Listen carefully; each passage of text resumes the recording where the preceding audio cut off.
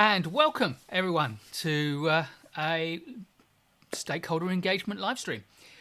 Today we're going to be talking all things stakeholder engagement, and as with the last few live streams, I've got a presentation for you. We're going to do an introduction to stakeholder engagement, effectively a short free webinar. So it's good to see you all here. I see a few people are already putting their names in the chat. Please do tell me where you are in the world. It's always nice to know where people are joining the live stream from. And if you've got any particular questions about stakeholder engagement, I'd be delighted to hear them and to see if I can try and answer them either as part of the planned webinar or as just as straight answers to your questions. So if you've got questions, do let me know. And it's also good to know what your involvement is in the project management community. Are you a project manager, project controller, program manager? Hoping to be one of those. So please do tell us a bit about yourselves. As always, you don't have to use the chat. That's absolutely fine. You can lurk and watch and not sign in. That's absolutely fine too. But it's good to see people, see who's out there, to get a sense of who the community is. So we've already got Richard from Malawi in Africa. We've got Unwana White Bassi, Bristol in the United Kingdom, not very, very far away from where I am, and Sixth Emperor from Dubai. So, Middle East, Africa, UK, that's three very different cultures already, which is great. One of the most important things about stakeholder engagement, I think, is becoming comfortable with engaging with people who are very different to yourself. So, understanding different cultures, being welcoming to them is a key part of good stakeholder engagement. So if you get a chance to meet people from other cultures, as we do on these calls, then that's great. And obviously, if you're watching from if you're watching a recording of this live stream rather than watching it live, then take a look, see who we've got. Alexander's joined us. Hello, Alexander. I haven't got any specific news for you today. I suppose the only real news, kind of big thing, is that people are starting to comment now about the new Prince 2 7th edition. I haven't yet got a copy. Those of you who are part of my newsletter, who get part of my community and get my newsletter, will have seen on Thursday that I talked about my impressions from what I've read about Prince 2 7th edition. Everything's at 7 at the moment. There can't be many times when that's true, that we've got a 7th edition of the PMI's Guide to the Project Management Body of Knowledge. We've got currently the 7th edition of the APM's APM Body of Knowledge, and now we've got the 7th edition of the Prince 2 Handbook, Managing Successful Projects with Prince 2. So it's for a short while the year of the sevens. I expect probably next year we're likely to see the 8th edition of the APM book, and it'll spoil our numbers. We've got Andrew Drasdick from Pennsylvania. Hello, Andrew. And Hambo Gumble, a regular on the... In fact, I think the first name I recognise from the people who have signed in. A regular from the UK. Good afternoon, morning, evening to you, Hambo. I know it's afternoon, late afternoon, heading towards early evening where you are, because like Umwana White and myself, you're also in the UK. And then we've got engineer from Saudi Arabia. So that's two from the Middle East. So that's brilliant. If you saw the newsletter, then I'm kind of hoping to get myself a copy of Prince 2 manual reasonably soon, so I can do a review of that. So keep an eye out for that. I was writing an interesting article that will come out probably November-ish about my take on what are the 5 biggest trends in project management. One of the things that I started talking about was the future of Agile, and it made me wonder about whether there was an appetite to get a from you, my audience, to get a sense of what the future of Agile is as a long form piece of either writing or as a video. So if that's something of interest to you, let me know in one of the many ways you can, not least putting it in the chat. We've also now got Ian Walters from Bedfordshire in the UK. So we're kind of so all the people who've declared themselves as British, and there is always a preponderance of Brits on these calls simply because of the time zone, I guess, and the language. So Brits and Irish all speak English and find this a convenient time. But all the Brits currently Southern England. Interesting. And then we've got Guillermo from Sao Paulo in Brazil, so that's another continent. Usually we get someone from North America as well, which would give us an absolute 4 continents, because we've already got Africa, Europe and South America, which would be nice. I like to count continents.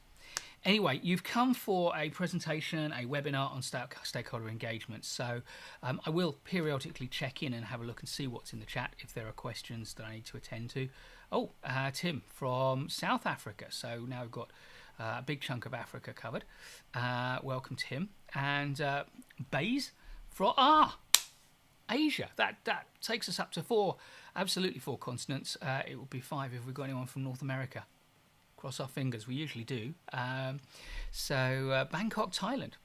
So lots of new people on the live stream, so welcome to you all. And I see from the numbers, we're at around 24 at the moment as I'm looking at my screen, so that's great. That's relatively high for us. We mostly get views on the replay. So welcome one and all. Anyway, I'm going to cut across. Oh, quickly, we've got Steve from Kenya. More African representation. That's East Africa, isn't it? So brilliant. So I'm going to cut across to the presentation now. So we're going to talk about stakeholder engagement, as you expected. I expect this will take around about an hour. Usually I allow 90 minutes for these live streams. If we finish early, we finish early. But I won't go on beyond 90 minutes, not least because I've got something I need to be doing. This is a pre-prepared live stream, so I hope you're going to enjoy it. So let's take a look. And it all starts off with, oh, what's going on here? Why have, let me just go back to, that's curious. For some reason, we're not picking up the latest slide change. So let me just check something for a moment.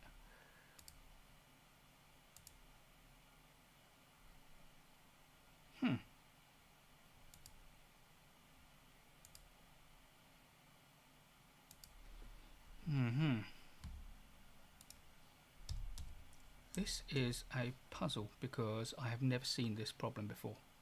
So I am going to have to just bear with me 2 seconds. Let me you can watch me doing this, but no, you can't. That won't work. So I will just have to do this on the fly. So let's see what we're going to do here. We're going to my apologies for this. I set everything up, I tested it, but as is always the case, something can go wrong when you're doing stuff live. So let me find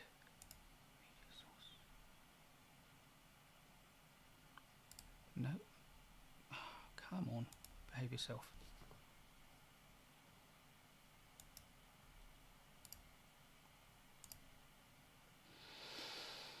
Oh, why are you not behaving yourself?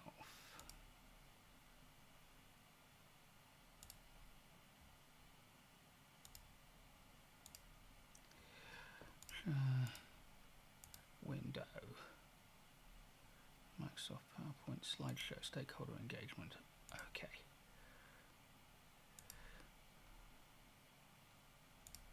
Right, let's hope that this works. Ha!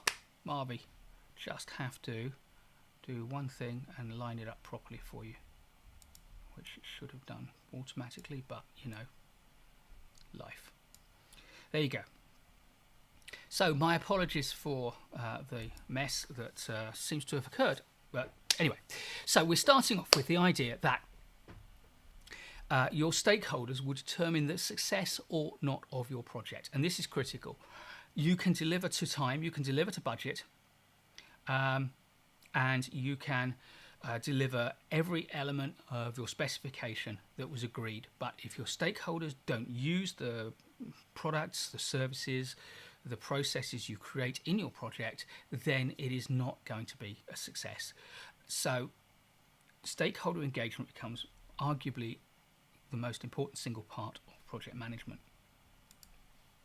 So that now couples with a second observation, which is that projects would be easy if it weren't for the people. If all you had to do was manage things and schedules and deliverables without having to manage people, projects would be easy.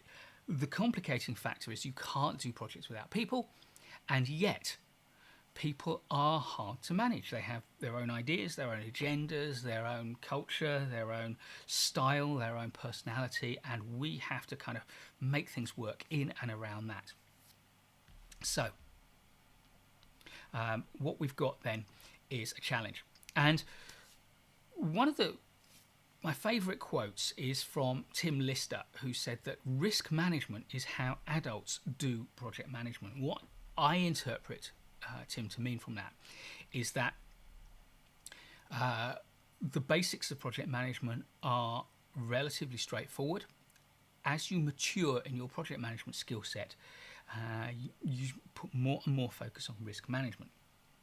However, it is my assertion that stakeholders are a major source of risk on projects. And I think if you've done any project management, you'll recognise that truth.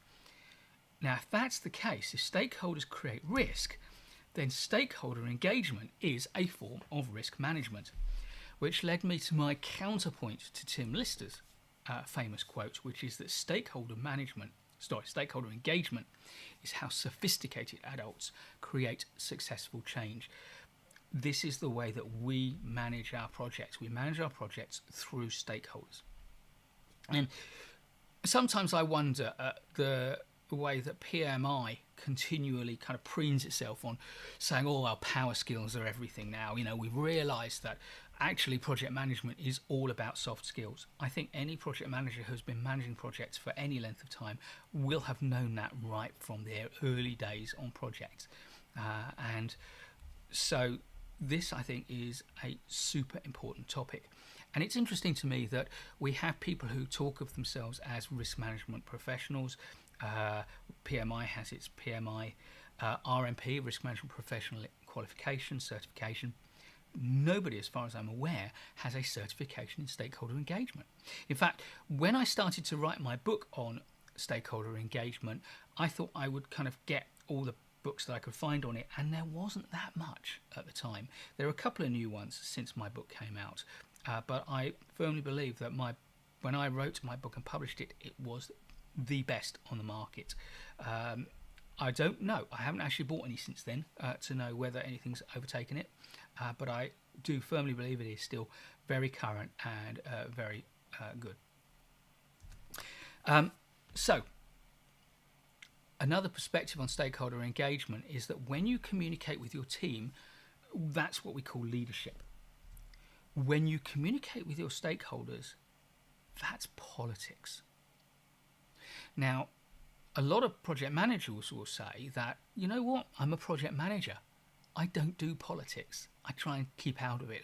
Well, my assertion is that whenever there are two people in a room, you have politics. Politics is not about the big, or not just about the big things, the people who run the country you happen to live in, or the city or district you happen to live in.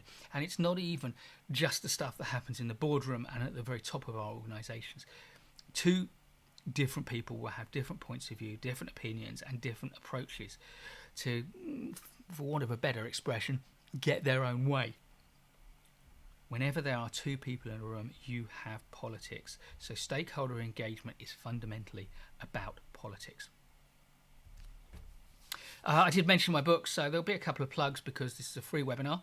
And because it's a free webinar, it has to be sponsored by something, I guess. So I'm sponsoring it through plugging my book. It is a hardback. It is the most detailed and sophisticated of all the books I've written, and it is on sale on Amazon, and there is a link in the description. But I am going to belt and braces, and if I can grab my keyboard, paste a link also into the chat.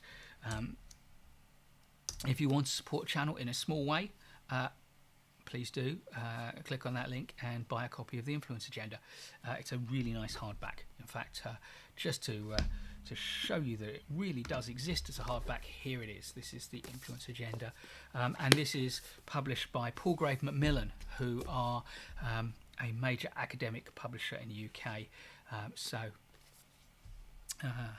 It's beautifully produced. It's got beautiful quality white paper, so you'll enjoy reading it, and lots of good endorsements on the back as well. Anyway, back to let's.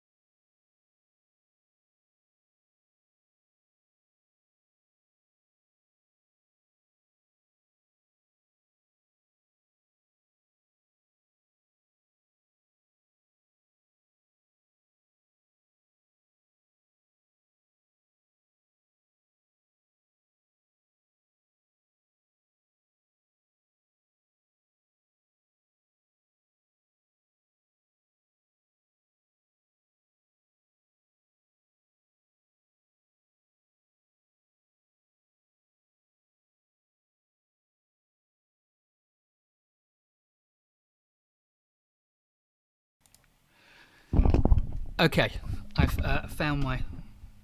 I've spotted, and I apologise. Let's go back.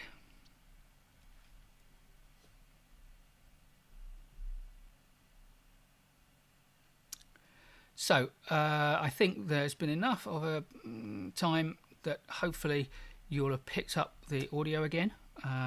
Crossing my fingers. So if you can put into the chat as soon as you can hear me, that would be great. If you can hear me, put into the chat. Right.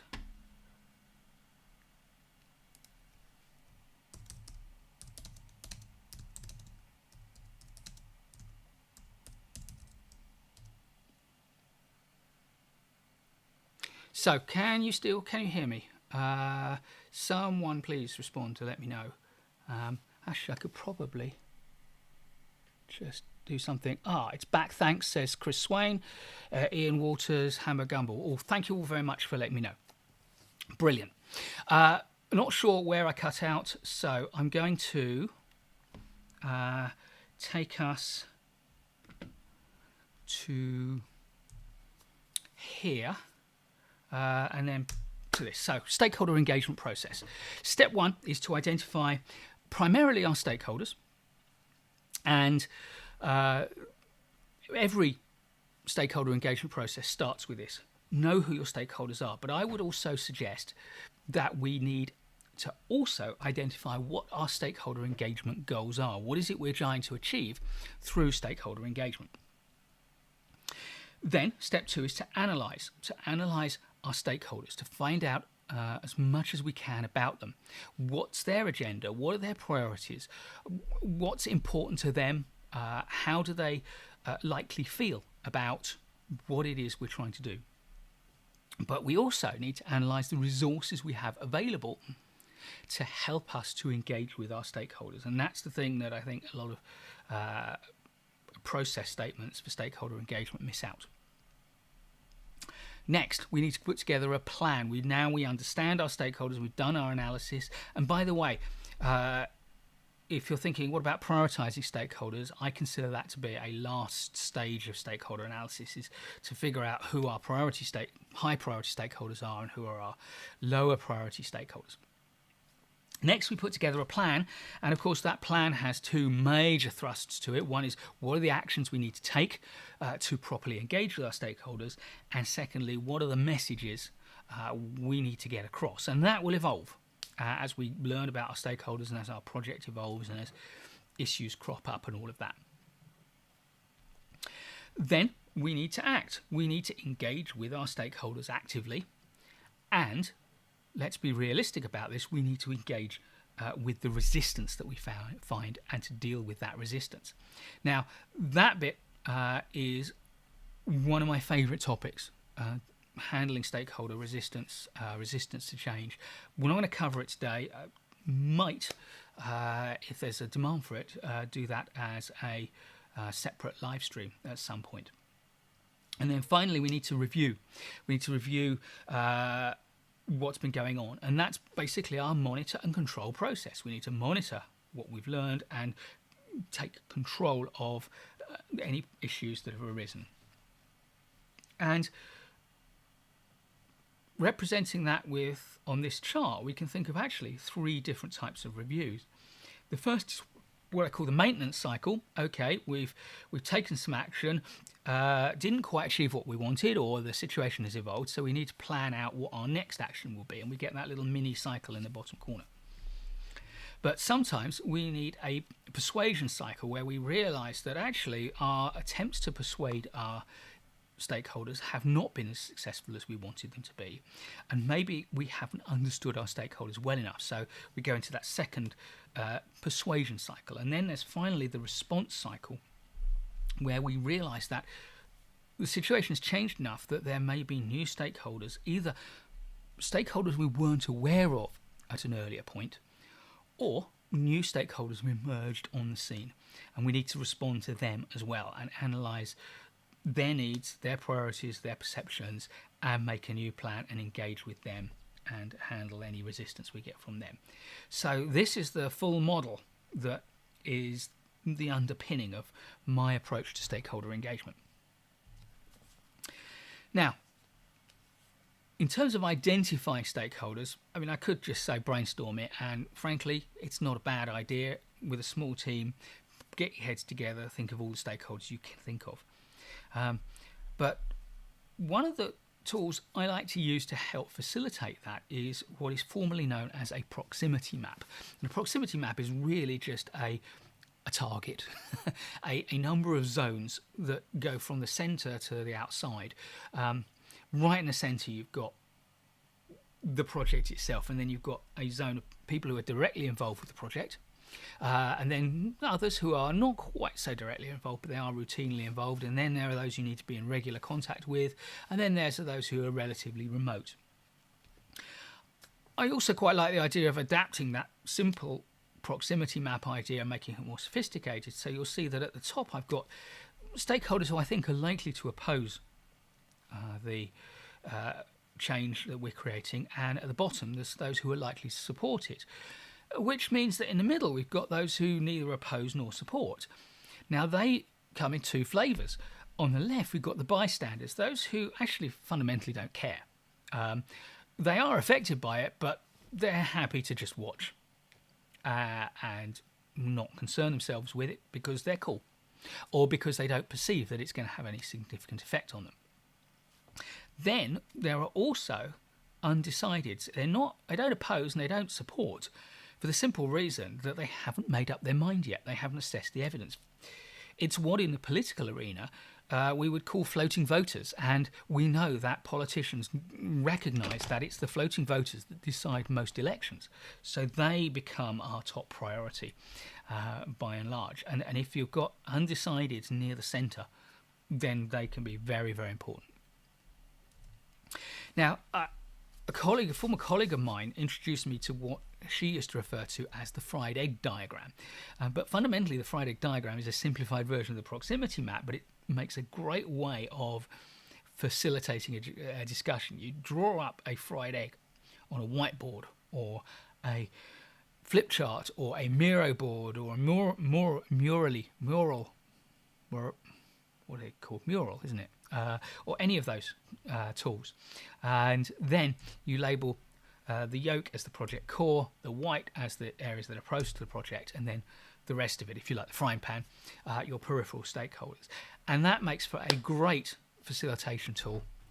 And it is based on, so this is fundamentally a proximity map, but it's a lot more fun way of doing it. Another tool that we use starting to analyse our stakeholders is a sociogram. And I'm not going to go into this in great detail, but the way we do this is once we know who our stakeholders are, we kind of plot them out onto a big sheet of paper, and then we kind of link them together by their level of, or the extent to which they know one another. So if they have a relationship, we draw a line, and if it's a stronger relationship, we might choose to draw a thicker line.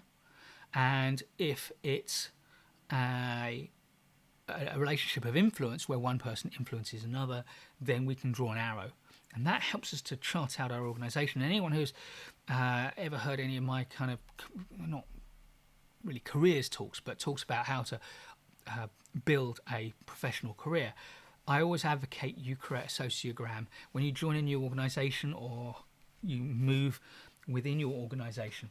You create a sociogram of the people around you to start to understand the office politics. You can also, of course, have different symbols for people you think might support or oppose what you're doing. You can have different symbols or sizes of symbol to represent their level of influence. You can make this as complicated or keep it as simple as you choose. It's a great tool. And by the way, Influence Agenda has a huge number of tools, and I've just picked the most the most basic and fundamental of them for this presentation. Now, this standard stakeholder map should be familiar to many people. It's very similar to the ones in most methodology books, most textbooks, most business books on project management. You pick up a project management book. This is the most likely stakeholder map you're going to see, and it maps their interest in the project and their power. Now, clearly, the highest priority stakeholders, those with the highest degree of power, and we can use any measure of power we like, whether it's informal influence or hierarchical authority or anything like that. Those with a lot of power and those with a high interest in the project are therefore likely to be motivated to either support or oppose you actively, and because they've got a lot of power, they are likely to be very successful at that. So we need to manage them closely and work together with them. And we get these 4 quadrants. Yes, I was a project management consultant, so as a former consultant, I love my 4-box models. So this should be familiar to you, but it's actually not the model that I used when I was working with stakeholders and actively managing projects, and it's not the one I teach. I've got a slight variant on it, which I don't say is better, but I find it more useful. And like all things, you might have 2 screwdrivers. One perhaps has a cross head, the other has a flat head. Neither is better than the other. It may just be that your home or your office has more screws of one type, and therefore you find one more useful. So this alternate version that I use maps impact against attitude. So impact is their impact on the project, impact on the change you're creating. So this is a combination of formal power and of influence. So very similar, but then we've got attitude.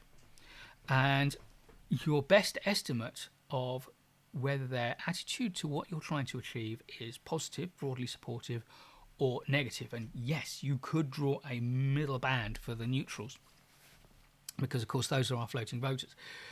Now, that gives us 4 zones which I think are particularly useful. Our high impact supporters in the top right are people we want to enrol to support the project and employ them because they can be advocates for us. Those who are in the bottom right hand side, that is, they can have a big impact on our project because they have a lot of influence, they have a lot of authority or whatever, but don't like what we're trying to do, they have a negative attitude. We need to woo and win them. We need to do everything we can to persuade them of the benefits of what we're trying to do and the change we're trying to create, to move them up the chart.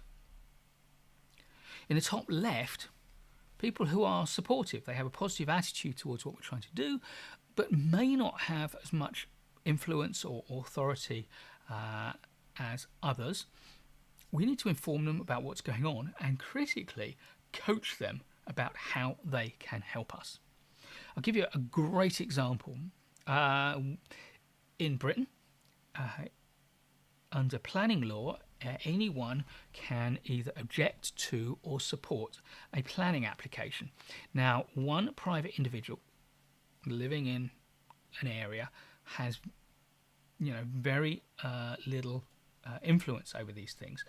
But when a company wanted to build some sheltered housing near to where we lived, they actually engaged with us very positively, and they said, if you support what we're trying to do, then here is who to write to, here is what you can say that will be useful and considered under law and regulations, and this is how to make your voice heard as effectively as possible. They were coaching us to have the maximum impact we could. In the bottom left-hand corner are the people who don't have a lot of impact, stakeholders who don't have a lot of impact, they're maybe not very influential, don't have a lot of authority or power, and they don't like what you're trying to do. And it's very tempting to think, well, they don't have a lot of power and they don't like us, so let's just ignore them. That's very dangerous. It's very dangerous because there is nobody in society that has no power at all. But also, critically, it is disrespectful to ignore people, and that will upset them.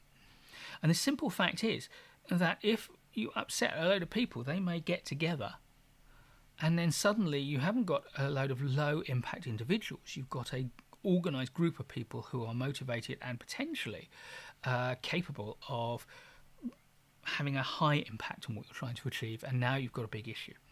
So keep an eye on them and work hard to outvote them, to recognise that when you try to create change in organisations as project managers, usually the reality is that the changes we create as project managers, whilst beneficial to a large number of stakeholders and designed to be beneficial for the majority, may well have adverse implications for a small percentage. Because if there were still changes in your organisation that were good for everybody, that had now no drawbacks whatsoever, now no downsides, then it would probably have been done already. So, yes, you do need to outvote them, but keep an eye on them.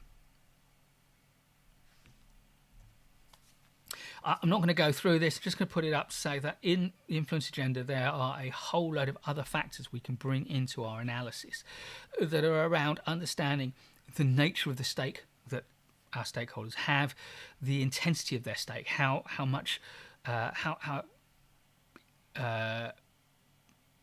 urgent it is, how impactful they are, how committed they are to their stake, how legitimate is their case. We also have a whole load of things to understand about their background and their attitudes. And if we're working with stakeholders that are not individuals but groups, there's a load of other things. And then I've kind of tabled a number of questions to ask. So if you really want to know that sort of stuff, that's in the book. Before I move on, I want to just see, I think a couple of questions have come in. So I'm just going to have a quick look back at the chat and see what we see. Now, I think we saw Steve Obora from Kenya coming online. Chris in Cambridgeshire, welcome, Chris. Oh, Tunde Ade, brilliant to see you again. Welcome. Fire on books of yours, Mike. Fire on books of mine. Interesting. Anyway, Tunde says, Mike, how do you manage stakeholders on a complex project? Well, that's what we're going through, really. So there's no difference in the way we manage stakeholders in a complex project. The big difference is the amount of attention that we give to them, because obviously the greater level of complexity means communicating is going to be harder. There's going to be more to communicate, more difficult messages. There will be more stakeholders, and possibly more complex politics to deal with. So it just becomes a whole more complex thing. Another person from Africa, Lydia, welcome. Then we've got all the lost audio. Apologies for that. And then Patrick. Patrick from the US. So that means we have officially got 5 continents. Brilliant, fantastic. Then we've got Armin from Armenia. Brilliant. I think you may be the first person to join the live stream from Armenia and let me know. So fantastic. Brilliant. And then we've got Andrew asks, informed decision making, concepts of risk reward and cost benefit, keys of power perhaps. Informed decision making, concepts of risk reward and cost benefit, keys to power perhaps. Okay, so yes, I mean, if you're going to exercise power with diligence and integrity, then you need informed decision making. So that's a key to power. And understanding risk reward and cost benefit, yep, that's critical to exercising power sensibly and making informed decisions. So and I as I often do, agree completely with Hambo Gumbo. Sounds, Andrew, as if we're talking a little bit about governance there. So that's excellent. Oh, and we've got another African, someone calling in from Africa, Julius from Tanzania. Fantastic. It's quite a lot of East Africa representation. I guess the time zone's pretty convenient for you, so that's brilliant. But I think it just feels like we've got more people signing in from parts of Africa today than usual, which is lovely. Fantastic. Good. So if you've got more questions, do ask them, or follow-ups from Andrew and Tunde, then please do put them in the chat. Anyway, stakeholder analysis. I thought I'd give you a couple of tools to help you with your stakeholder analysis and your communication. And the first is very simple. Now, again, I have a general rule about tools in project management, which is I will show you some tools. Your job is to take those tools and to adapt them to fit your needs, your preferences, your style of working, and the nature of the projects you're working on. But the concept here is very simple. We list our stakeholders, and then for each of those stakeholders, we detail a number of questions. So the first one is what we need or want from those stakeholders. So for each stakeholder, write down or discuss amongst your team and then decide what you most need or want from that stakeholder. Next, think about what they need or want from you, the project team. Third, what do we think about them in terms of their attitude, their impact, their influence, their power, their priorities? You know, that's your kind of assessment of your analysis of the stakeholder. And then their background and their attitudes. And then finally, bringing all those 4 things together, what is the strategy that we're going to adopt for that individual stakeholder to communicate most effectively? And that's going to include things like how much we're going to communicate, how personal we're going to make that communication. You know, it's going to be a big commitment, high priority, and we're going to do it really well, or are they a low priority stakeholder and we're just going to perhaps email them from time to time? And I think a tool like this is a fantastic way to start to think about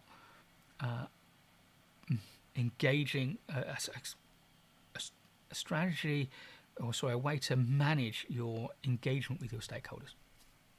And then another tool is a basic project communication plan. And again, for each stakeholder, we're going to list out, in this case, 6 things. First, by the way, for those of you who enjoy language, I find it easier to remember things when there's a simple mnemonic. A mnemonic just means a memory tool. And the memory tool I'm using here is I'm coming up with 6 things we have to do that all begin with T, and that helps me remember. In fact, the stakeholders are the targets, so there's our 7 T's stakeholder plan. So the first is the tail, which is the message. What is the tale we want to tell? What is the message we want to convey to each stakeholder? Because each stakeholder may need a very different emphasis in the way that you craft the message for them. Secondly, what is the tone? And that might evolve, by the way. This stakeholder communication plan might need to evolve and be updated week on week or month on month. But the tone is about, do you want to tell them something? Do you want to consult them about something? Do you want to advise them? Do you want to inform them? Do you want to instruct them? Now, there will be a time when you ask people their opinions. Later, you can't act on any new opinions because you've frozen the specification to a degree, but you do need to inform them about what's happening, and then there'll be a later point perhaps where you need to instruct them what they need to do. So your tone will change. And the critical thing about articulating your tone before you draft your communication is you can then go back and say, right, we've written this message. We intended its tone to be consultative. When we read it back, does it feel consultative, or have we been a bit heavy-handed? Next is tool, which is the medium that we're going to use. Are we going to use email? Are we going to use face-to-face, person-to-person communication? The tool might be posters, it might be formal reports. There's all sorts of things we can use. Next is timing. When do we need to get the message out? Is this going to be a regular cycle of weekly or fortnightly or monthly messages? Is there a specific time that we need to put something out? Test is critical. How are we going to test and evaluate that the message we've sent out has been received and understood in the way that we intended? And finally, the teller. Who's the person who is going to be responsible for that particular communication? If you think about it, although I've represented it as one line per stakeholder, in truth, in a real project, particularly a complex project, there will be many, many lines for each stakeholder as the project evolves, and we have a series of messages we need to send out with different tones, using different tools at different times, with different ways to gather feedback and to test them. And I see we've got Albert from Indonesia and Amawasi from Ghana. So brilliant. And we've got Kuring from Netherlands. The fact that it's a very unsocial hour for you to be on a call from Asia. So thank you very much.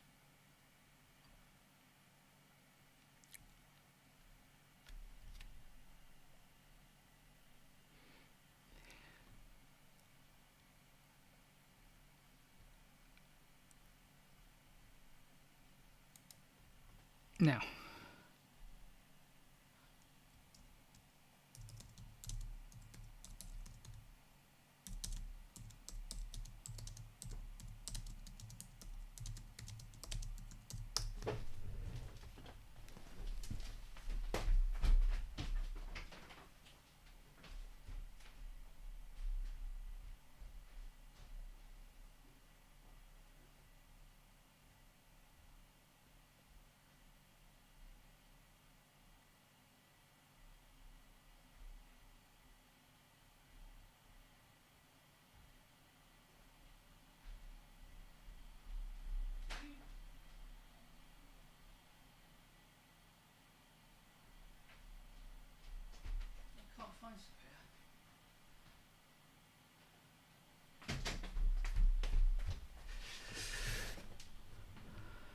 right, I think I might have the stream back. So apologies for that. It's looking shaky. Looks like downtown UK. Absolutely rubbish connection today. I can only apologise.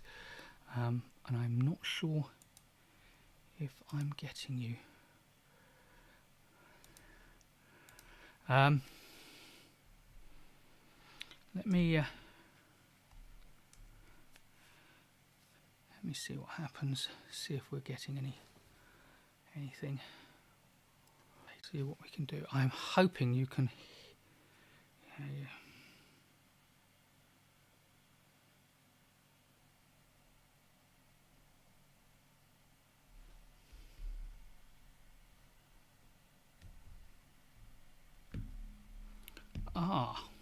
I seem to be back. Right. This is really, really embarrassing. Really embarrassing network. Wi-Fi.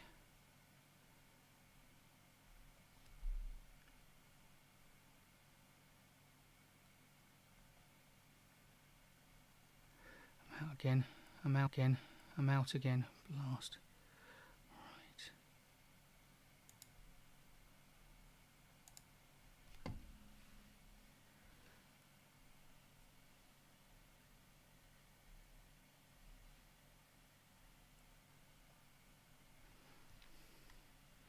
Right, I'm hoping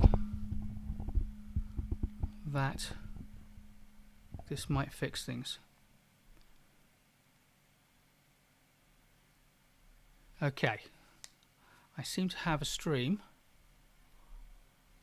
but I'm not sure. This is not a solid stream. Right. Okay, I'm going to continue. I think I've got some connectivity, but I am not completely sure.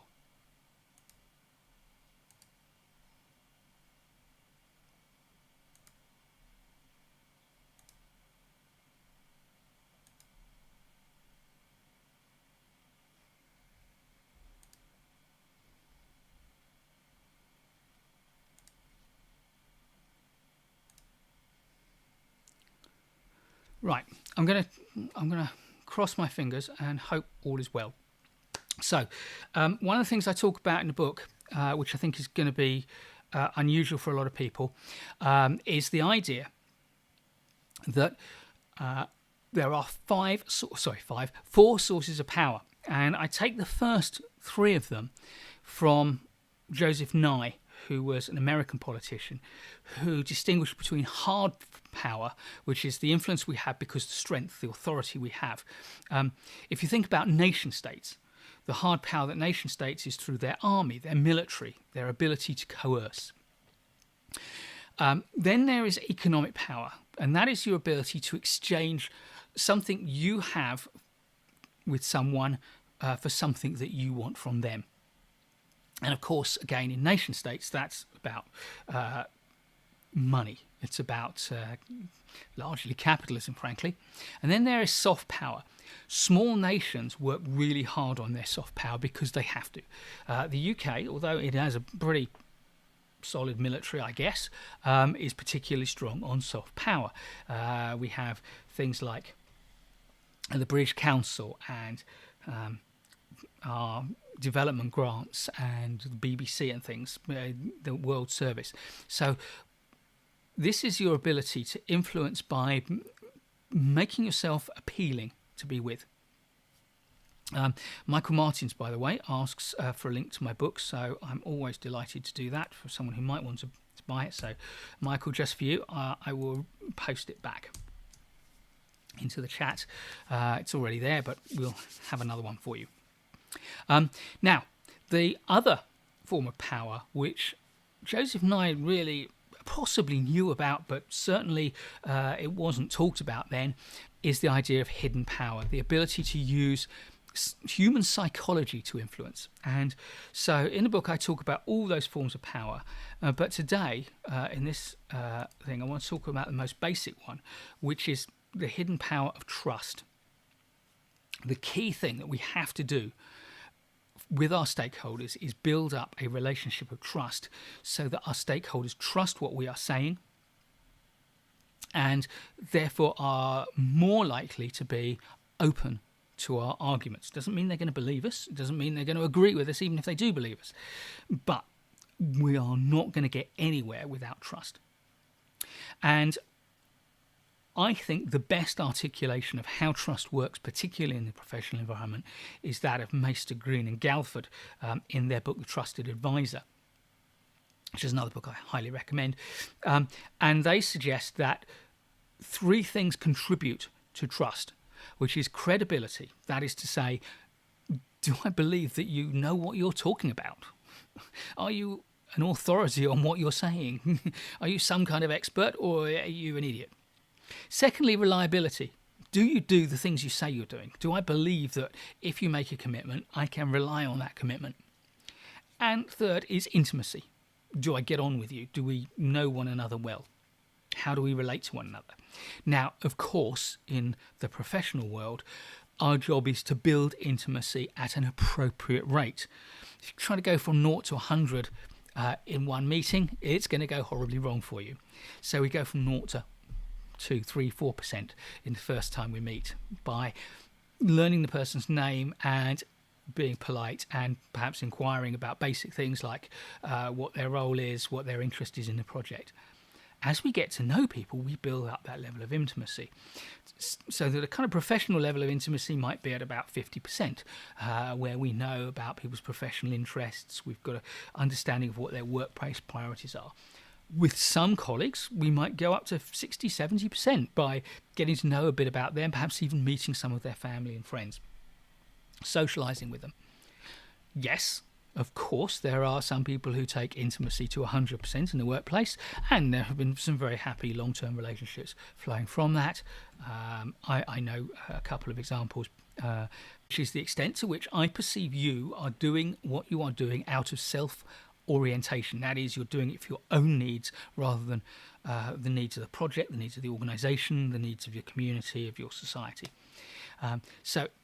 And I like the way they express their equation, because I think although you can't read this as a mathematical equation and plug numbers into it, as a former theoretical physicist who spent a lot of time with formulae and equations, it kind of works in the right sort of way. I think credibility, reliability, intimacy, they're additive. I think if you try to multiply them up, that wouldn't work.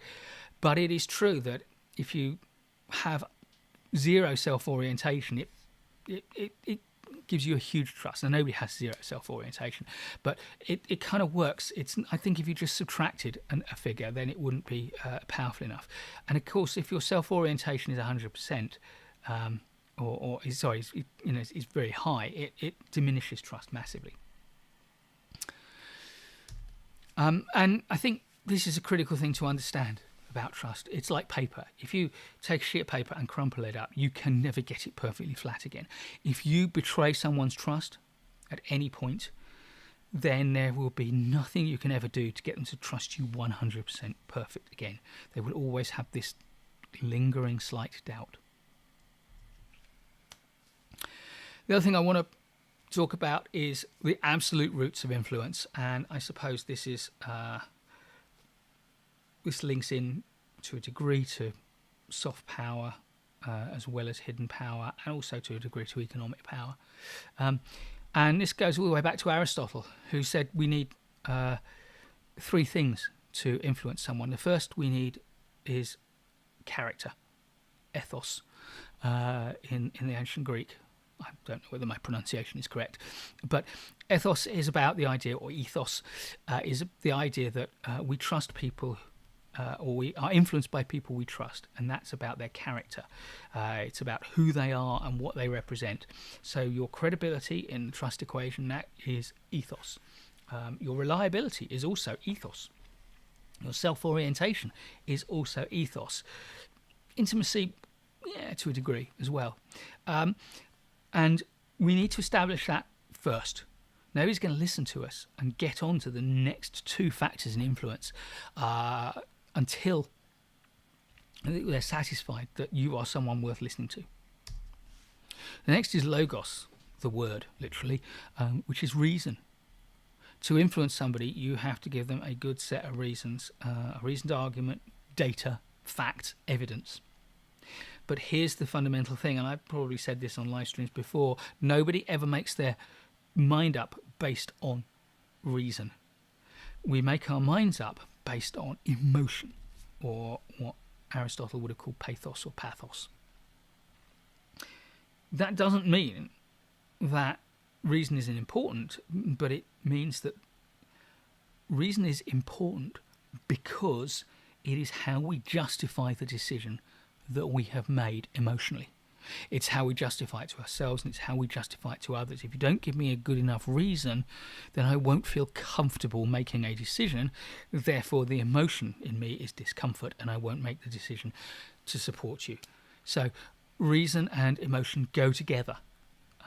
So in trying to influence your stakeholders, in engaging with them, you first have to establish your ethos. You have to show that you are a person of credibility, reliability, integrity, that understands their needs and their perceptions. And by a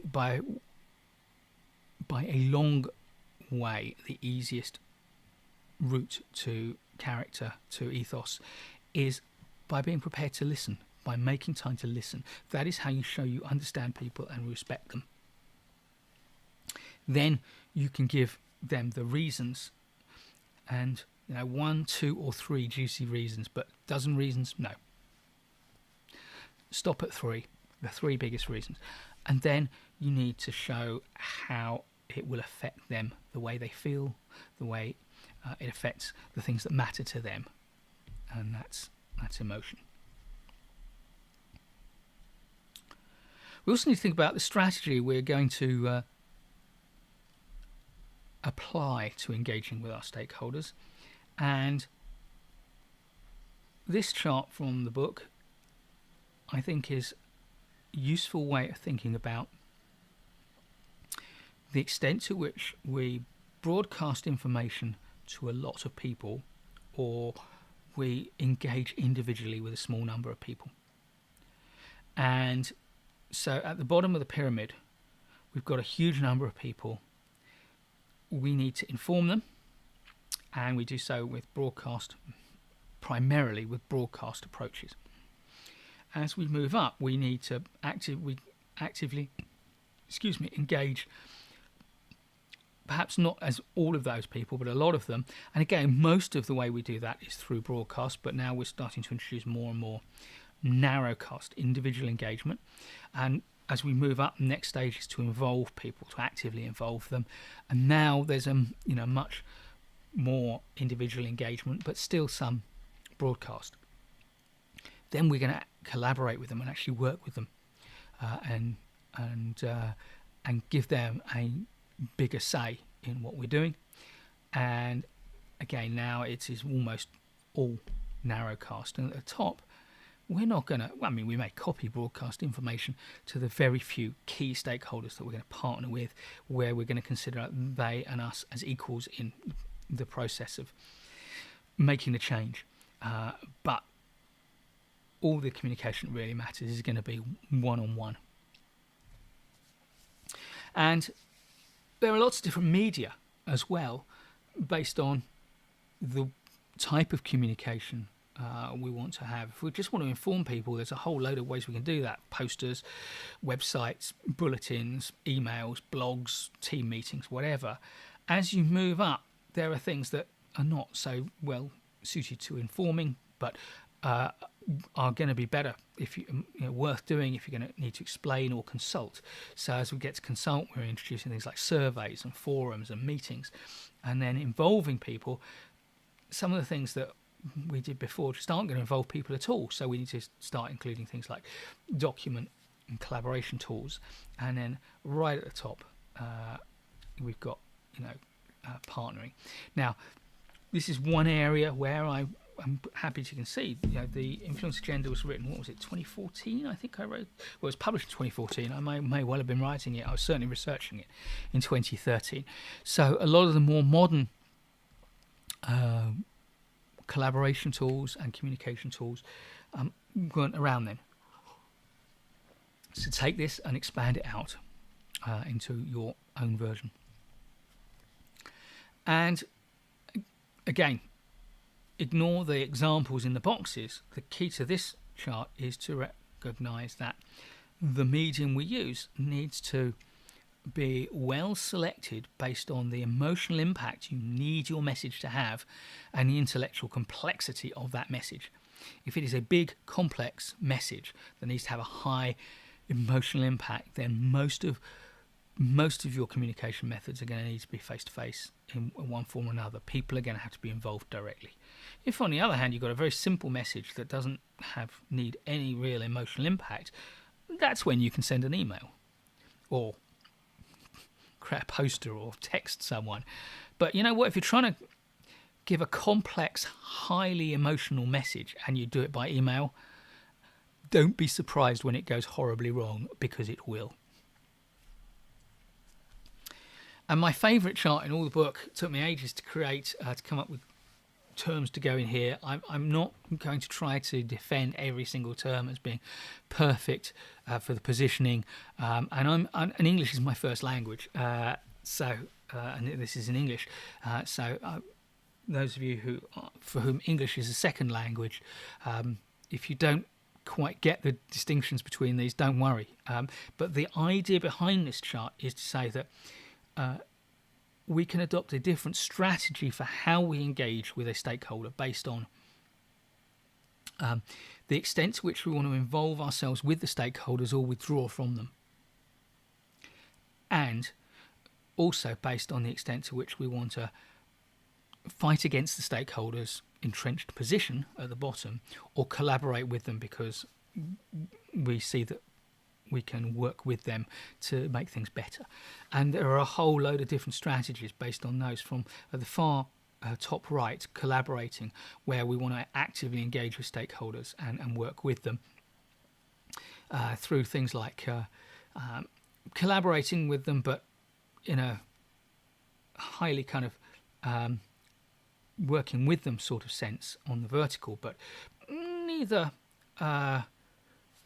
being fairly neutral on how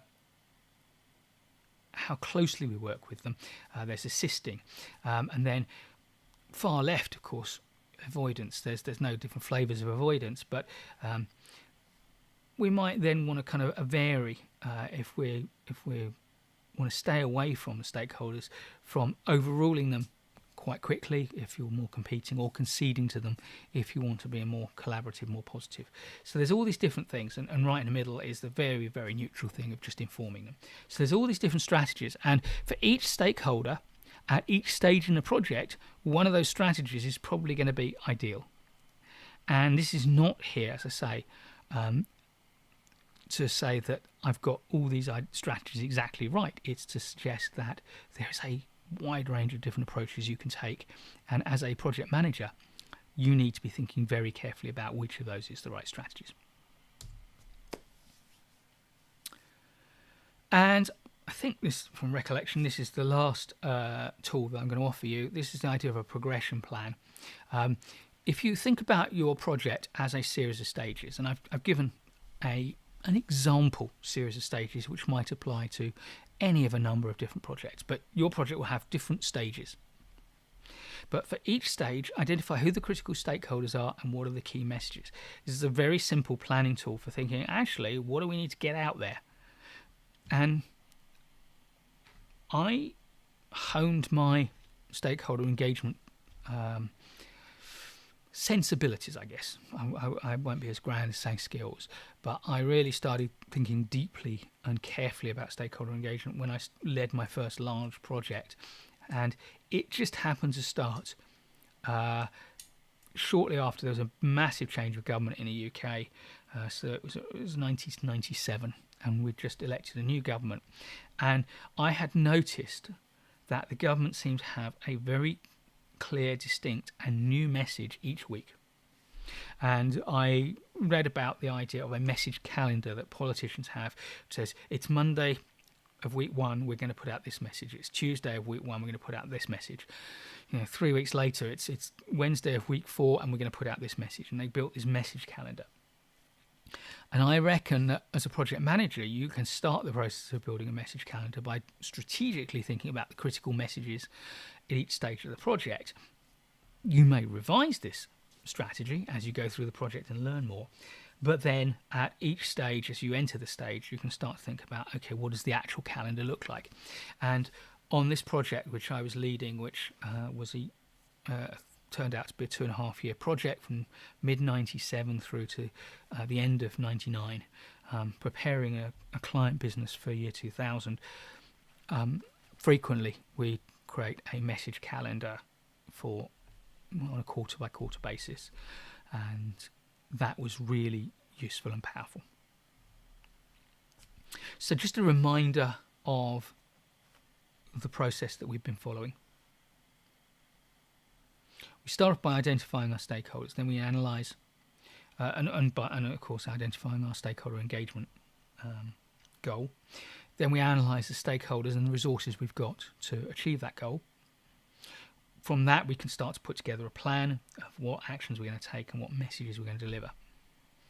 Step 4 is to take action, to engage with our stakeholders actively and to deal with the resistance. And as I say, there's a lot I could say about the actual engagement, which I kind of characterised with a little bit of content today about influence and how to deal with resistance, which is a favourite topic of mine. I did actually write a book.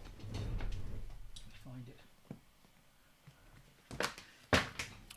I should put a link in the description, but this is the Handling Resistance Pocketbook, and that talks about how to handle resistance to change, how to handle resistance to a sales message, how to handle resistance to ideas, but the principles are the same for all of them, and it uses what I call my onion model of resistance.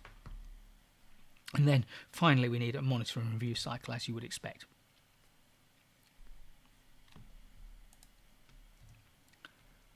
And of course that monitor and review cycle has these 3 different flavours. Firstly, if you don't achieve what you want to achieve, replan it. If you're failing to influence, then chances are you haven't understood the stakeholders. You need to reanalyze the stakeholder. That might involve spending time listening to them, by the way. And finally, periodically, you will of course need to see if there are any new stakeholders that you had not been aware of. Oops. So, final plug. And I'll paste that back into the chat again. Oh no, it's near the bottom of the chat already. So that's all I wanted to talk about. Oh, actually, I should have said final plug. Influence agenda. The link is in the chat and in the description. And just to finish off. Thank you very much. So I'm just going to see if we've got anything in the chat, any questions, but I'm going to invite you, by the way, to ask any follow-up questions if you can. While I'm waiting to see if we get any follow-up questions, I'll apologise for the 2 technical snafus. One, despite all testing, I apologise, but I managed to somehow accidentally decouple my slides. And then secondly, sadly, nothing I can do. There is no alternative effective broadband internet solution available to me. So I'm using the best service that we can actually buy where I am, which is kind of rural Hampshire. So apologies for the small dropout. It's not the first time it's happened, and it won't be the last. So thank you all very much for sticking with me. I've got a little chart that suggests that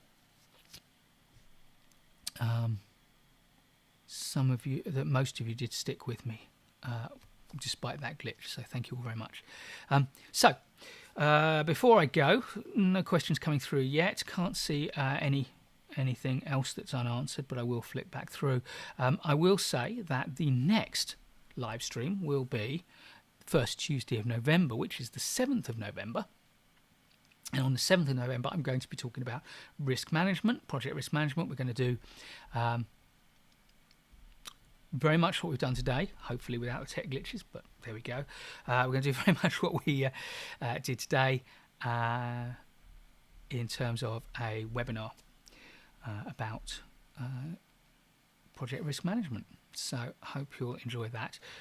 It will, by the way, be very similar to the webinar that I'm doing in a few weeks' time for Pirani. So anyone who's signed up for the Pirani webinar, then I'll see you there. That's a sponsored webinar that Pirani have asked me to do. They are a risk management software company, specialised, and mostly enterprise risk management. But I'm sure it will work for projects. I've had a look at it. It's a great tool. It's fundamentally a big, complex risk management database, but it is not customized. It is very effective for enterprise level. So, what have we got? Let's just see if we've got anything new. Influential PMO is on. Not a question, but so had tech issues. I'm an hour late. We're both doing well today, eh? I didn't know you had technical issues. An hour late. I thought Stuart's the influential PMO. If you are a mod, so Stuart, do feel free to put the link to your own webinar, because I know you're doing a webinar in about 2 hours on LinkedIn, I believe. So feel free to post a link to that in the chat. I think Stuart, from recollection, are you talking about careers? No, you're talking about project management like a YouTuber, I think, which is one of your signature talks. I think you've done that a few times. So I won't be able to attend, sadly. Not sadly. I'm going to be at my regular Tuesday Aikido class, so I'll miss that. Ian says, what was the scope of the follow-up stakeholder presentation that you mentioned earlier? The follow-up stakeholder presentation. Oh, so yes, I was suggesting that if there's a demand for it, I might do a presentation focusing on how to engage with resistance to change. So stakeholders who are resistant to the change we're trying to create, and how to engage with that. So yeah, if there's demand, and the way you express that, of course, is in the comments or the chat, or email me, and I'll get a sense of that. Tunde says, Mike, another great information from you. I will listen to it again. Great, thank you very much for that. I'm hoping that with the few dropouts we didn't lose any important information. Chris says, thanks for distilling it down to key elements. I have to go. Goodbye, Chris.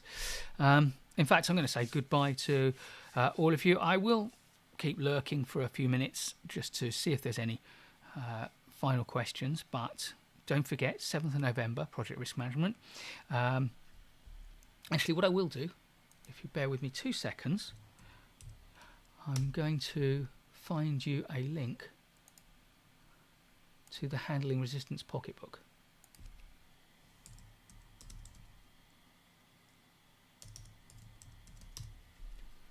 There we go. Let's grab that. So the Handling Resistance Pocketbook is great if you present and get people challenging what you're presenting. It's great if you are a project manager dealing with change and get people resisting the change that you're trying to deliver. So that's what it's all for. Or if you're a salesperson, but I guess we're not going to have many salespeople on this call, but there we go. What have we got there? Andrew says, has the body of knowledge been reviewed by the British Academy of Management and special interest groups on stakeholder management? Right, I am not aware. I've never heard of the British Academy of Management. We've got the Chartered Management Institute, CMI, and also the ILM, the Institute of Leadership and Management. So I don't think either of those have any particular point of view on stakeholder engagement. Let me just...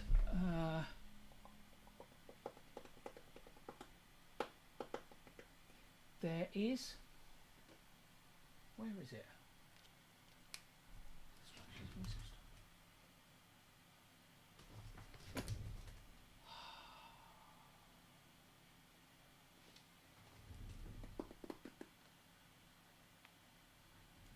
I don't. I'm sure I have a book that has got a link to some stakeholder management organisation, but by and large, there is no formal kind of stakeholder management APM, the Association of Project Management, I think has a stakeholder management or stakeholder engagement SIG, special interest group. But as far as I know, there is no stakeholder management representative organisation. Sorry, this has got into frame, which it shouldn't be. So that's not something that exists as far as I know. That said,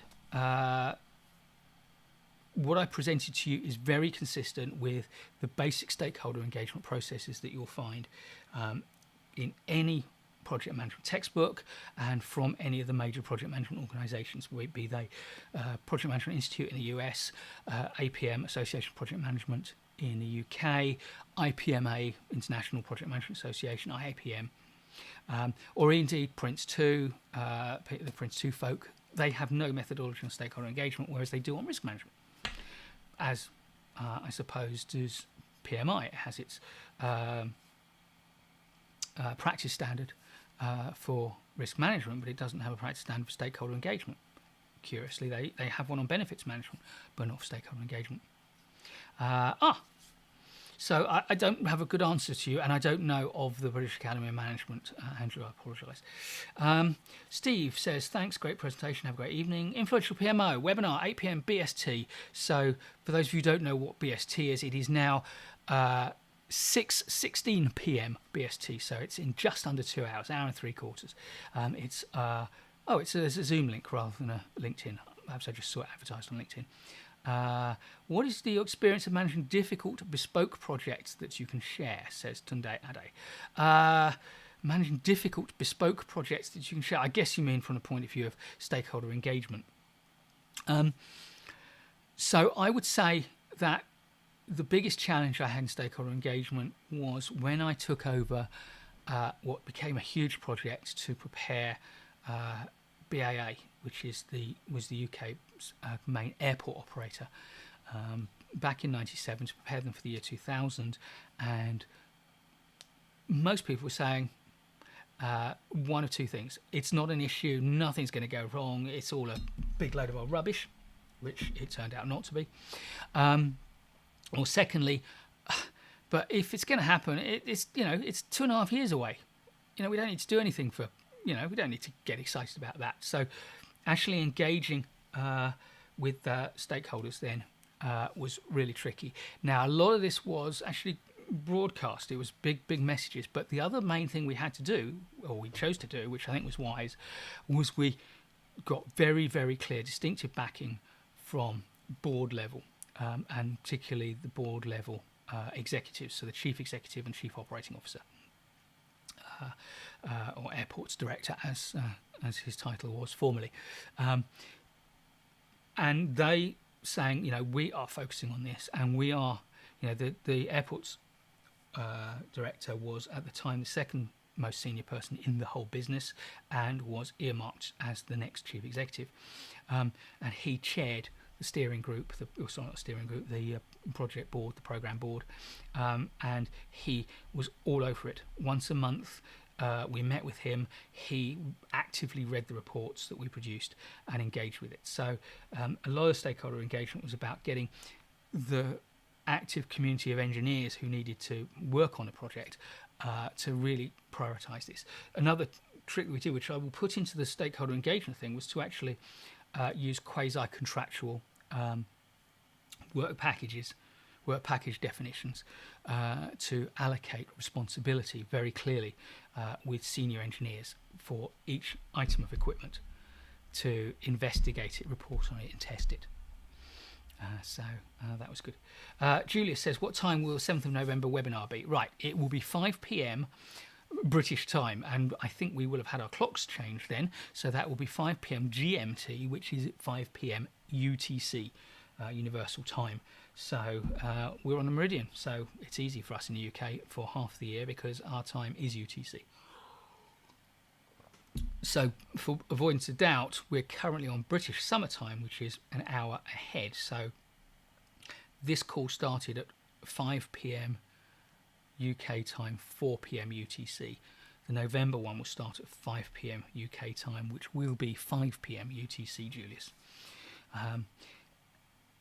I usually advertise the times using a tool called Every Time Zone, I think it's called. Let me just have a look. It is my favourite, and I think by far the best tool for making sure you have the right time zone. It allows you to find the time of your meeting and copy a link, but when someone else clicks that link, it shows them the time in their zone. It's called everytimezone.com. Let me put a link to that in the chat, because I think it is a fantastic free tool on the web.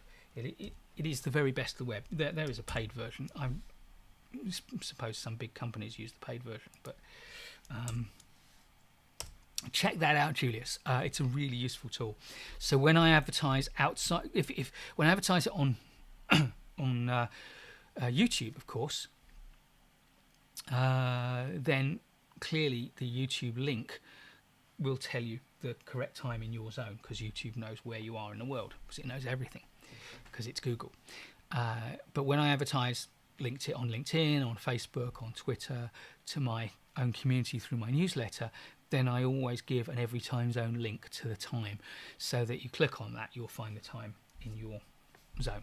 So I don't know how you found out about this webinar, Julius, but if you assume it'll be around about the same time, but possibly, depending on your time zone, an hour later, because I don't know what your country does with clocks. I think by and large, the closer you are to the equator, the less likely you are to change your time twice a year. But those of us in the high northern latitudes or the high southern latitudes change our clocks twice a year, to try to get more daylight. As Stuart says, they should stop moving the clocks. When do we get consulted on this? Yeah, I think there have been discussions in Parliament, but I think they're talking about double summertime now, aren't they, or something?